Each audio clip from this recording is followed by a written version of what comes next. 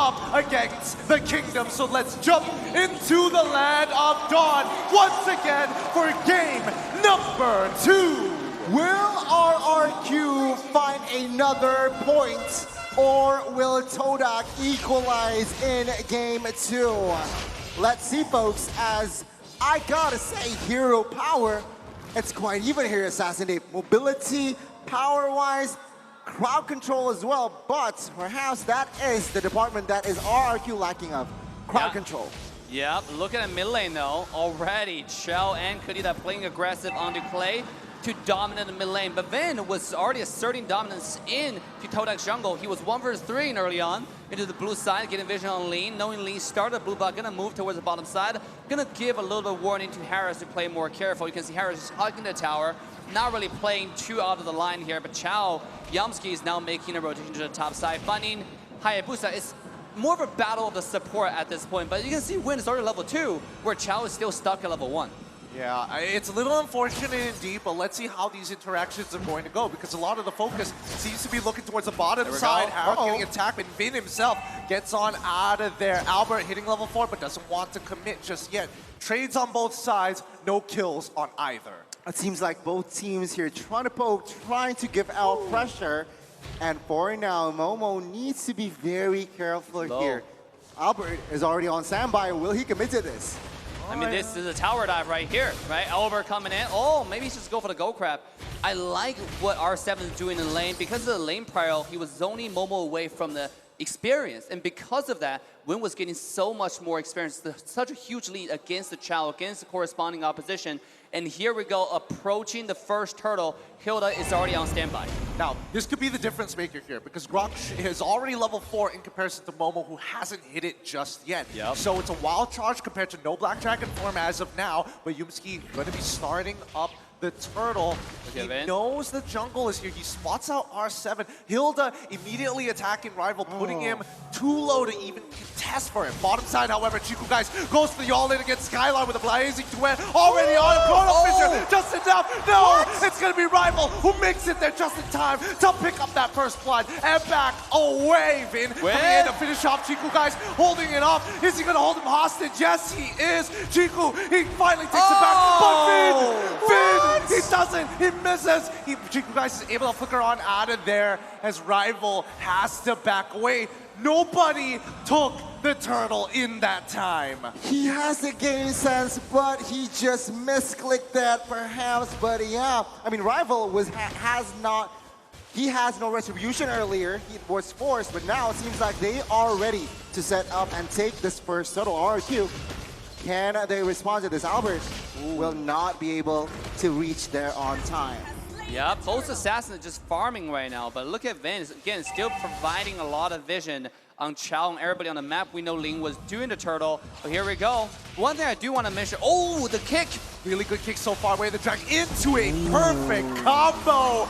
Momo is not going to be in that fight, but Moon securing it. Moonatics out there, very happy. 2 on the board so far, and instantly Chiku guys with a blazing duet to clear the wave. Getting a good chunk onto Skylar for now, but top side already attacked. Shot Residue already keeping Momo alive for longer than he should be. Rrq have to back off. It seems like Todak, in the first couple of minutes, they understand that they can go all in towards Vin. They can force and waste all resources to a roamer. Why? Because in the big picture, in the grand scheme of things, they have more crowd control. So they can perhaps more team fights to force Rrq in a tough position, it seems like. So we'll see here. First 4 minutes, it's still Todak leading with a 1,000 gold lead. Absolutely. You can see Chao finding those Way of Dragons, finding those decisive engages, and that might be the difference maker. Plus, Chao and Kadita is one of the most deadly combo in the entire game. One kick, you can do 1 kill. And here we go. Let's take a look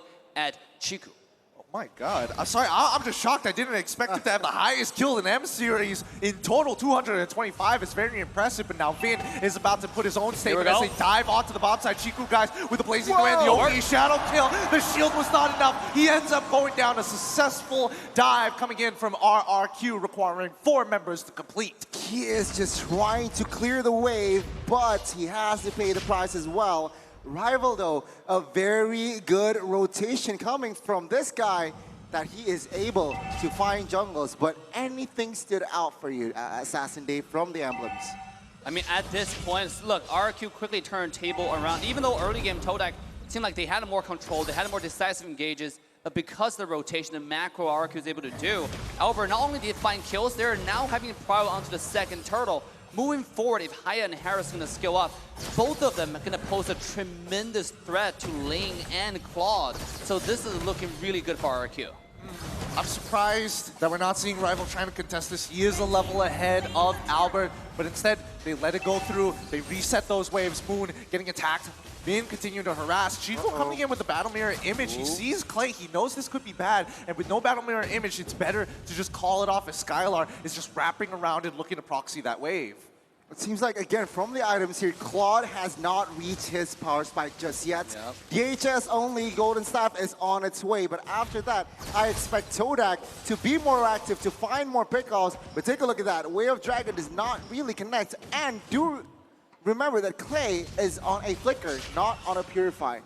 That's a good point. Vin continuing to harass you guys. R7 wants it. The wild charge as well as Guardian's Barrier doesn't connect it. All Moon finds his kill. R7 goes down as Vin is now on the run. Skylar with the Chrono Dash just finds his kill on towards Yumski. And now Momo is here to clean up. Vin will be the first to fall to the shot residue as he jumps on top of Clay, securing the knockup. This might be the second kill as well. Backtrack Tail is able to connect. And now onto Skylar. Momo, do you want to go for a third?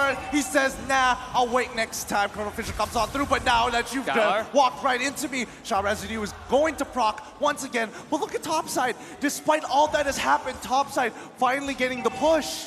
What is going on? Momo is unstoppable. Rrq, daily dominance, but R7 catches Jiku, and my goodness, it was a solo kill on towards the gold laner. That's why High and Dry do not disrespect the Grok. Yeah, the physical damage Grok coming off online, and we mentioned it yesterday, how disgusting this character can be once you get the core items like the Blade of Despair, like Blade of Have to Cease. And R7 right now is popping off. He can one-shot a Claude at any time he wants, including Moon, before Moon even popped the passive. Does this mean we're expecting to see Winds of Nature first item build? Question mark?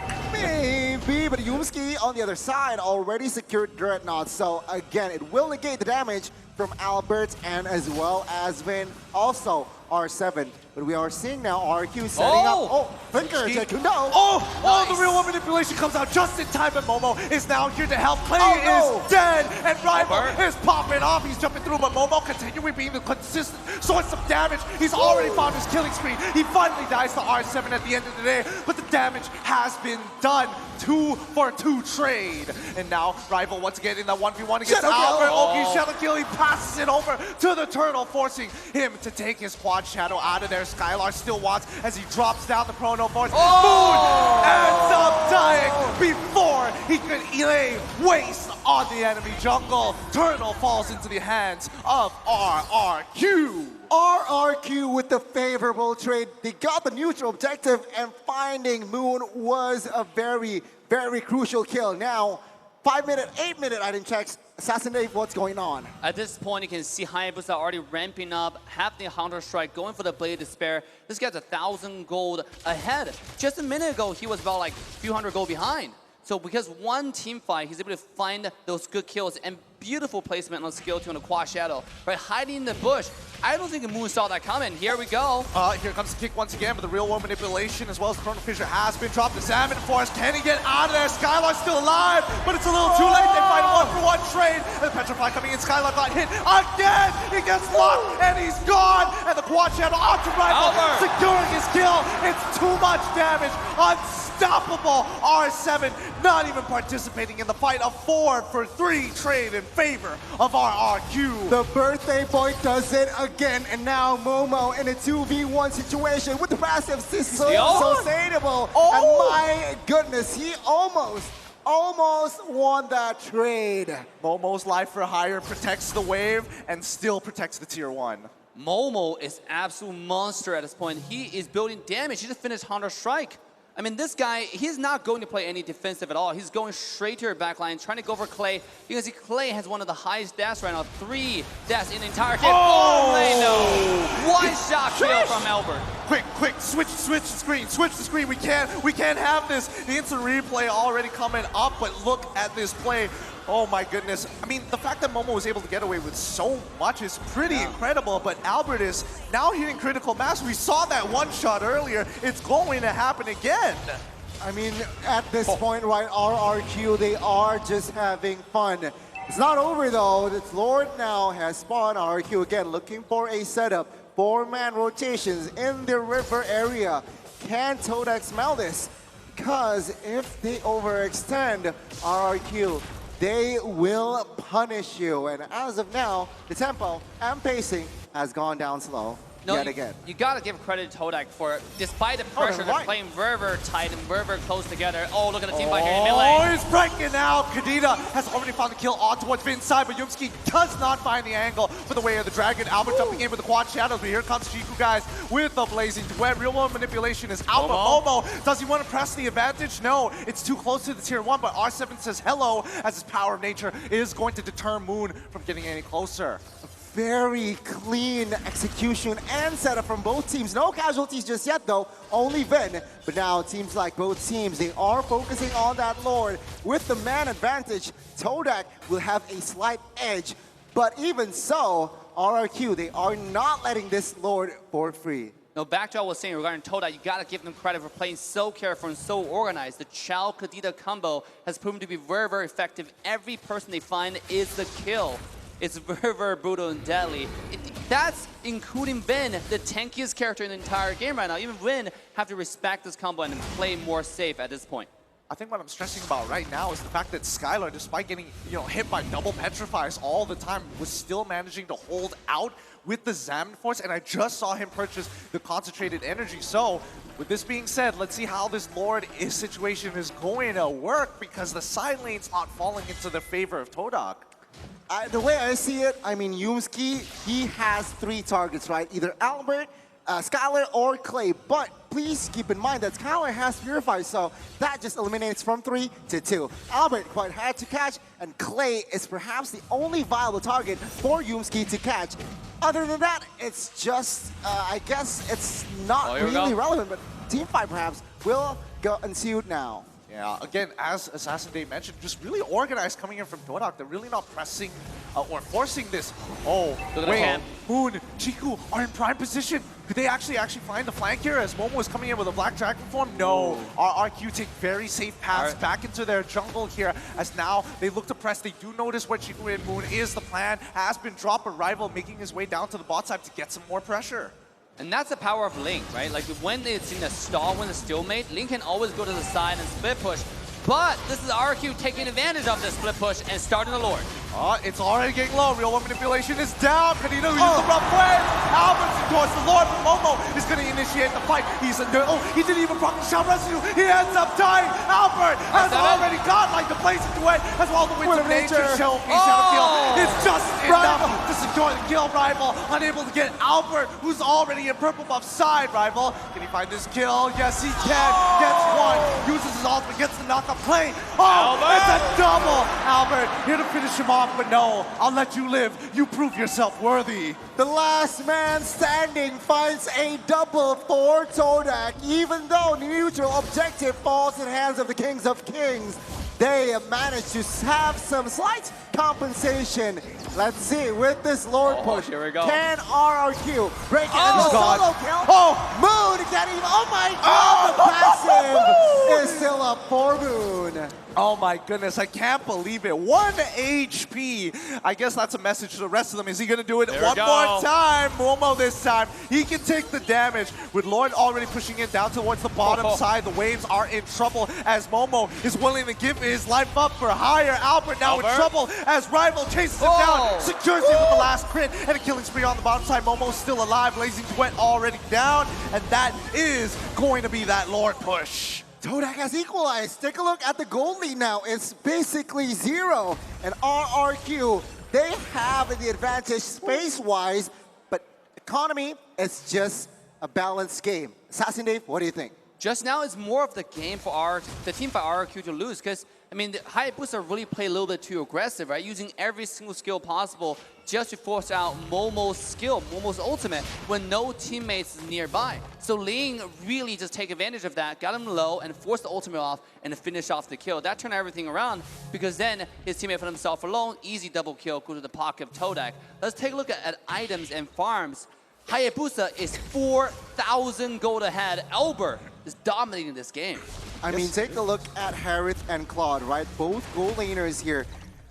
Claude building Athena as well, so he has some respect towards Harith, towards Eve as well. On the other side, it's just full attack for the Harith. I mean, this has been a dead even game for quite some time. I don't know whether it's the Malaysian staple to really drag this game out against the Indonesians so far, or even the Filipinos. But looking at the Lord advantage, unfortunately, they ended up losing a bit of gold here overall because of the deaths they gave over. But now Moon in trouble. Finn having plenty of damage here, but he's going to be using the rough waves to gain his health back up. Is it enough? No! He doesn't get his health back! And Rival even committing onto Skylar. 2 ultimates down and Moon already dead. The mid lane in trouble. Oh my God! 7! What a wild charge! And now Momo turns it around. Get his team out of there. We need to reset. No casualties except Moon. He has to pay the price while the Lord now is up. Rrq understands this. 5v4.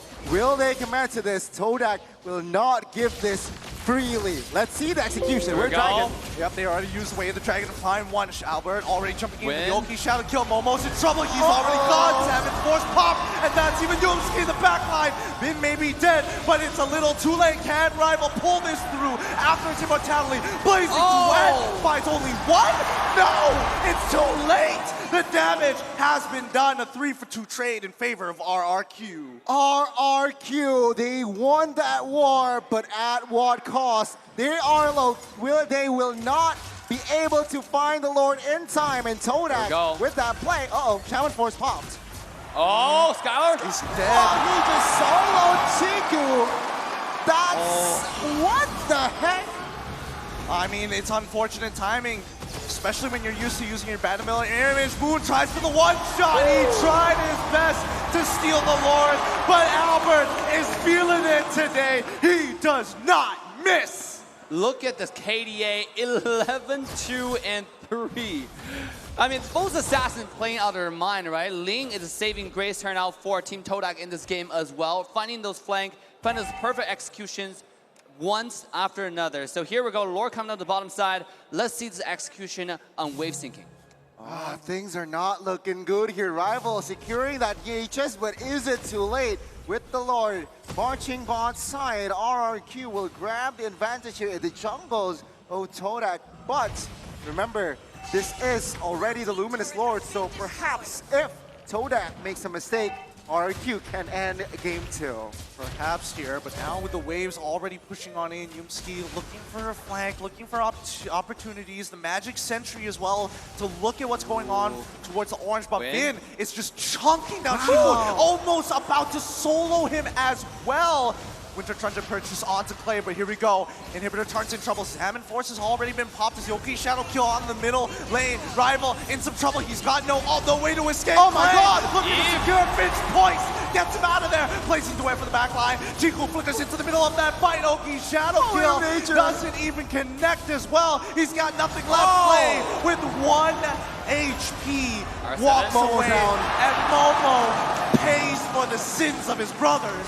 1 for 1. Momo for Vin as Todak will hang on for another day. But take a look at the base turret bot side. It's down. Take a look at the mid side, practically down. And if we take a look at the players' gold here, top 3 Assassin Dave is Albert and Skylar. Albert and Rival going toe-to-toe right here with the total farm. Seems like Rival is really doing a fantastic job keeping the farm despite the pressure on their team. But really look at a map. The mini-map is what's important right now. The entire map is going toward the favor of Rrq. They still have 3 high ground towers and 2 tier 2 towers, whereas Todak's practically down to 1.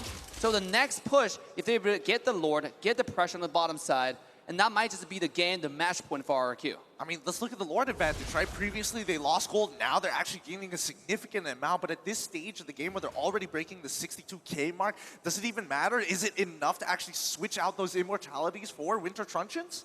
Maybe. I mean, immortalities and Winter Truncheon, they are crucial at this stage. Remember, get in 20-minute mark. Yumski about a brute force, perhaps to add more movement speed. But again, with the composition, it's just... Yeah, he needs to target Clay, and mid-turret will fall. Now, Lord will be up in the next 5 seconds. Will Todak? Todak has to contest this. Not sharp there, unfortunately, but let's see how they set this up. Rrq, once again, you're expecting Vin to open up the map. Yumski as well, playing the exact same role. And they contest this. R7 actually getting a good chunk onto the back line. He knows everybody's in the mid lane. So now Rrq is more confident. Yumski hitting the third hit of G-Kundo. Good knock-up for now, but that doesn't really change the game. Moon looking for the flank, looking for an opportunity, but Rrq wants to finish this in one felled swoop. So they have to play it slow. They have to think.